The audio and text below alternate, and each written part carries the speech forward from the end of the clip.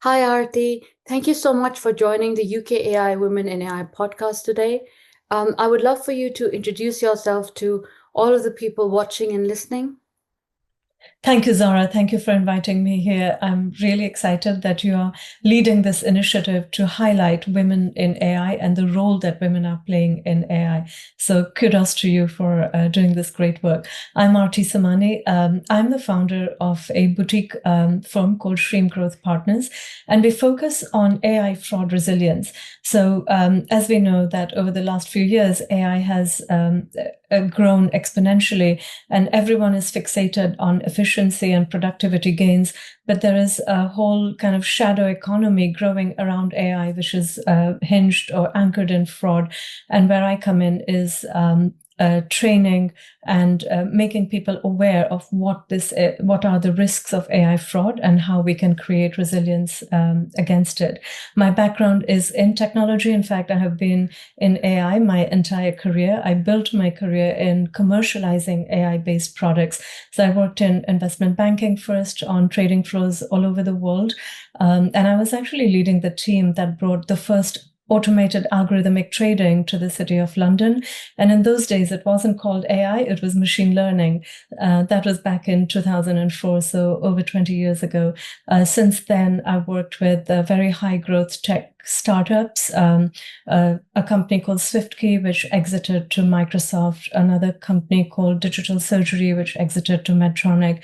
And then I was leading strategy, product, and marketing for iProve, which I scaled to a category leadership in biometric verification. So my career has been in AI, and so I'm like it feels very natural for me to talk about this topic.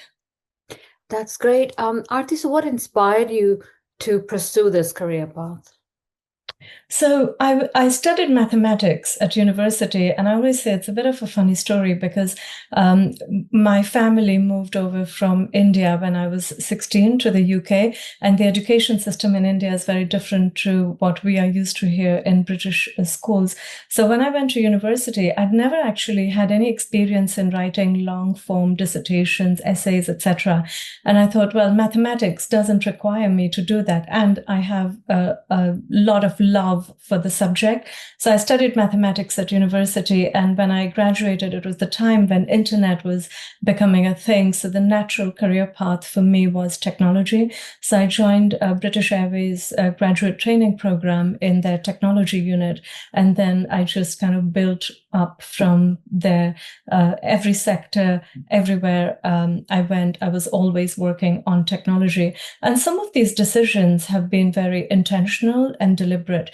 And they stem from that very strong desire to always remain relevant in the market. And technology is one of the sectors which moves so quickly, and you have to move with it if you want to maintain your relevance. So from British Airways, went to investment banking because at that time there was banking innovation. From banking, went to high growth tech businesses because there was a lot of innovation there. From there, now I run my own business, but again, still keeping at the forefront of technology. So I always say these to women and our audiences listening that there is not a one career path that takes you to a certain destination, and don't be afraid to change your career paths if needed, because linear careers are a little outdated now, and it has to make it a combination of what you enjoy. What is your thesis? My thesis is I want to remain relevant and I want to make an impact in the world. So that was a bit of a journey I took, and where I am today is very different to where I started out. Hmm. Would you like to share, one key challenge that you had to overcome and the approach that you use because that really helps to inspire people? Mm. So there are two different versions of challenges, right? There are personal challenges and then professional challenges. So in my case, I had several personal challenges. I was diagnosed of an aggressive form of cancer when I was 20 years old, which then which became a bit of a challenge when it came to job applications because employers felt I was very high risk hire, and so they didn't want to engage with me. So that took a lot of resilience and persistence for me to continue with the application, to not feel diminished or despaired by the rejections, etc. My oncologist and my family really helped me. My oncologist wrote letters for me and references, etc. So you kind of you lean into people that are unusual. Like, people don't think of leaning into their medical practitioners in order to get where they need to. But if your personal challenge requires you to do that, then you have to. So not feeling fazed by what the fact that I don't see a reflection of me in my peer group. At 21, 22, when you're applying for graduate jobs, not many people have experienced near-death situations, etc. And then you have the professional challenges, right? So the classic one is being the only in the room. And again, to not be fazed by being the only or being your unique self. So in my mathematics class, in a class of 100 students, there were 5 or 10 women, so very small group. Then when I went to the graduate training program, again, it was mostly young male graduates who were part of the cohort. When I was an executive leader in technology businesses, I was the only woman at the executive table. Often I was the only person of color at the executive table. So you don't feel fazed by it. So that really, really important that you kind of hold to your authentic self. Like, you don't have to be brash. You don't have to be very aggressive in order to compete with your male colleagues. You have a personality, you maintain that, and you remain authentic to that whilst still making headways into the groups, into the rooms, onto the tables that you need to be. The other thing, which was a bit of a challenge, was career pivots. So when I pivoted from investment banking into technology startups, it wasn't easy. Startups didn't want to employ me because I didn't have experience in that sector. And all my experience was working internally on trading floors, serving the sales and trading desks from a technology unit, right, from a technology team. That is very different to when you're working in a B2B or a B2C environment where your clients are external and you have to build viral campaigns, or your strategy for market penetration requires you to think differently. So often employers were not willing to take me on into their organizations. Now, at that point, I adopted a slightly different route, which a lot of people shy away from. And I want to talk about it because I think it's really important. So I took on a 3-month internship with a startup. Now, when I took on that internship, I was in my late 30s. So it's not a natural route for people to take. You take on internships in your 20s and then you make your way up. I took an internship when I was already established in my career in a particular sector, and I was doing very, very well. I was very successful. But for me to remain relevant, to make an impact in the world, I knew I needed to be in the tech sector. And so I decided to kind of take that 3-month internship, which was paying me £20,000 pro rata, so not a lot of earning, but also it was a lesson in kind of being very, very real. Like, there is no ego, right? Because you're learning everything, and you're learning from people half your age. The founders are in their 20s, while I was in my late 30s, etc. But that 3-month period actually gave me very strong foundation to build a very successful executive career in the technology center. So for the next 12, 14 years, I built a career there. So sometimes you have to take a step back in order to spring forward. It's like use the channels as springboards that then elevate you further. So perhaps a little out of ordinary route, but I took it and it worked very well for me and allowed me to build a very successful career. Mm-hmm. It's very inspiring, that you had so much courage in spite of your health challenges.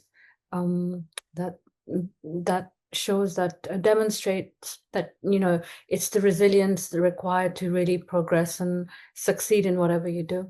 Are there projects currently that you're working on, or future projects that you'd like to share? Absolutely. So I work in the AI fraud space, as I said, and my focus is very much human. So when we are surrounded by algorithms, when algorithms are manipulating humans in order to commit fraud, then the solution has to be very human. So I anchor my work in training humans and coming at it from a psychological perspective. So I'm doing a lot of work at the moment in explaining to people how the human psychology works, and therefore how the fraud psychology works, and therefore how we defend ourselves. So it's kind of an interesting and unusual intersection of artificial intelligence, human psychology, and business impact, because when they all come together, and that is the intersection that I sit at, which makes it very interesting and very impactful. So some of the projects I'm working on for kind of mass market education, I'm looking to start a pop-up podcast series, and I'm likely going to call it The Criminal Advantage. And my aim is that I work with, I work with some former criminals or reformed criminals who are now helping banks and other organizations to actually protect them and their customers and their employees. And I want to bring that to the fore. I want to interview them and help us understand how that psychology works, how that mindset works, and therefore how we can, what we can do about it. I'm also working on projects which combine the AI opportunities and risks. So if you look at the market generally, people focus on one or the other. So either they are gung-ho about AI and they're fully, we have to do this. If you don't do it, you're lagging behind, etc., etc. And it's very hyped up. And the other end of the spectrum is very scared, like this is very scary.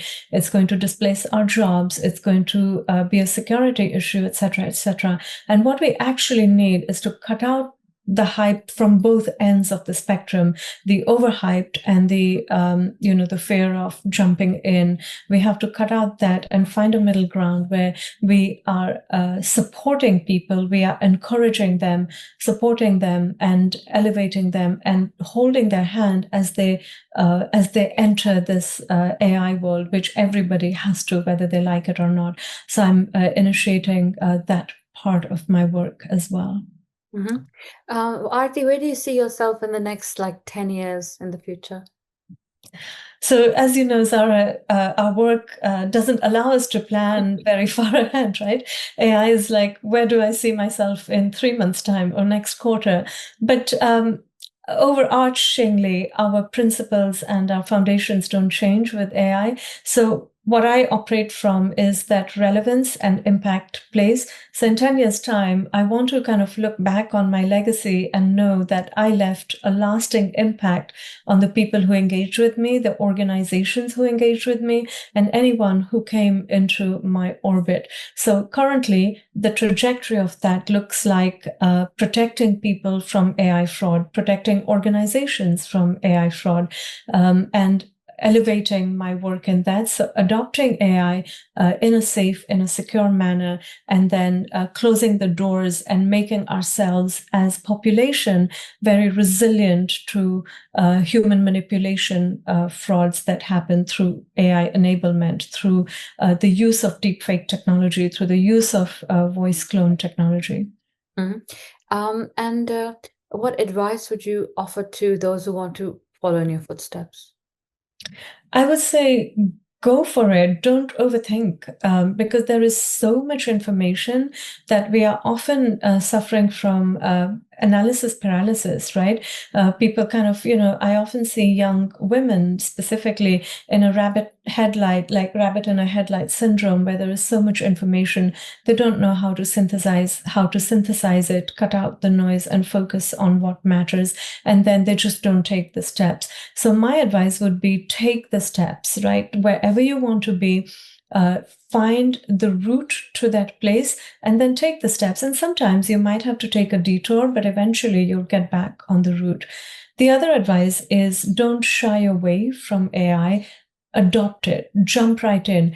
Now is the opportunity to do it, and now is the right time to do it, because despite of what anybody claims, no one at the moment is an expert in this space, right? We are all learning because there is new information, there is new capabilities, there are new tools, there are new business cases, etc. We are having to rewire how we think, how we conduct business, how we live our lives. So there is no judgment. So now is the time to try different tools, try the use cases that matter to you, build some apps that you've always wanted to build, because for the first time, you don't need technical skills to do that. AI allows you to build whatever you want. So even if it's optimizing your personal life in some way, it doesn't have to be a professional use case, right? But go in, jump in, try it out, play with it, find use cases that matter to you, and learn as everyone else is learning. Don't be left behind. Aarti, how can people get in touch with you? So I'm very active on LinkedIn. I'm Aarti Samani on LinkedIn. I think I am the only one at the moment, so it's easy to find me. You can drop me an email. I'm on aarti@shreempartners.com. That is my email address. And look up my website. It's aartisamani.com. You can reach out to me through my website, through LinkedIn, or you can email me directly. Is there any final words that you'd like to share with people watching or listening? Yes, so I would like to say that the initiative that you are running, Zahra, is amazing. UK AI is a great body, and then you run the Women in AI within that organization. And we all have to elevate and encourage women to join this AI movement, if I can call it that, because it is transforming lives. It is changing the way we do everything. If women do not participate, then we risk building the wrong systems and we are damaging or creating a world which is not good for our children. So our daughters, when they come into the world, we want to leave an equitable world behind them, not a biased world. And that requires us all to be part of this change that is happening right now in whatever capacity you want to be, but please do it. Take care of your mental health. Right now, mental health is one of the biggest pandemic. It's costing global economy $1 trillion, and technology is part of the problem, but technology can also be part of the solution, right? So let's not lose the human touch while we get carried away in technology. I always like to say we should be human-led, AI enabled, right? Or AI supported. So I would like to give that very strong message to all our listeners. If you are women, if you are listening to me, please go in there, be part of the journey that everyone is going through. If you are a man listening to me, please encourage the women in your ecosystem, in your orbit, whether it's in your personal life or in your professional life, to come into it, support them, help them learn if they are feeling a bit introverted about it. Thank you so much, Aarti. Thank you for sharing your very inspiring story. And we wish you all the very best. Thank you. Thank you, Zahra. Thank you for inviting me here. It's been great to talk.